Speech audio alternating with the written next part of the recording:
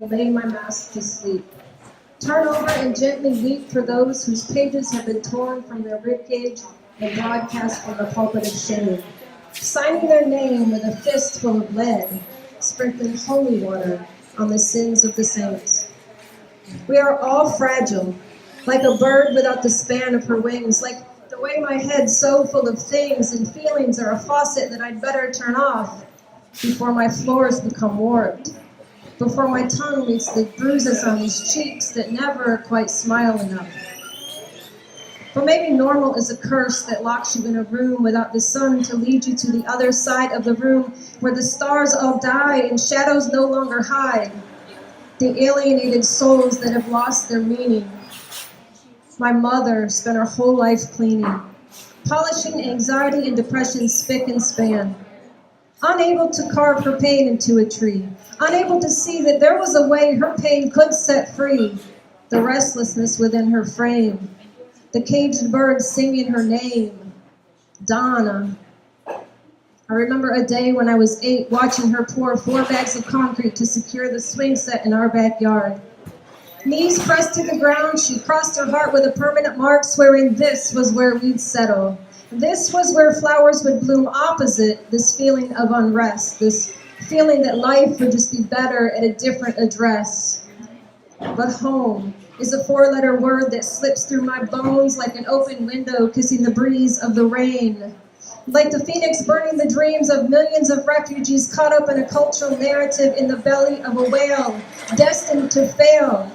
And just like us, clawing at redemption tooth and nail. But what is man but a time machine, tick-tocking his way through life's journey?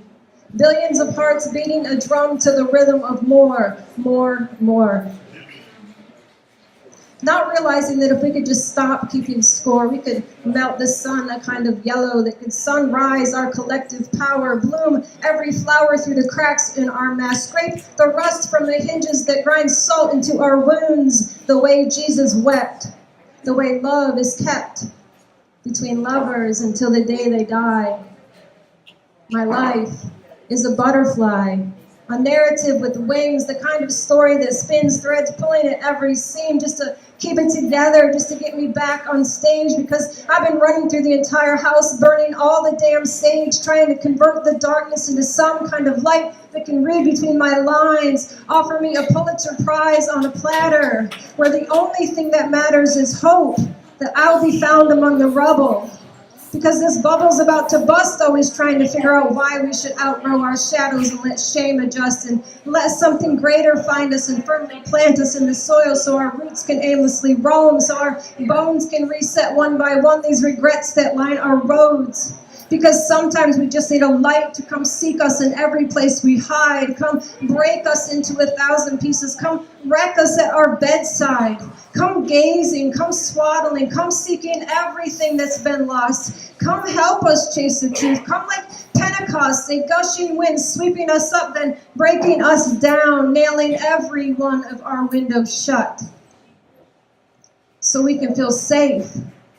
so we can feel loved, so we can feel right even when we feel so wrong. Because Christmas doesn't always come in the morning. And the layers of our psyches aren't wrapped with pretty bows. And despite the doubts displayed on the mantle and all our masks neatly hung on the wall, if there's one thing I am learning through it all, is that love, and I mean that unconditional, come to me as you are without your mask kind of love, is the gift that can heal us and celebrate every single story we're ashamed to tell. Thank you.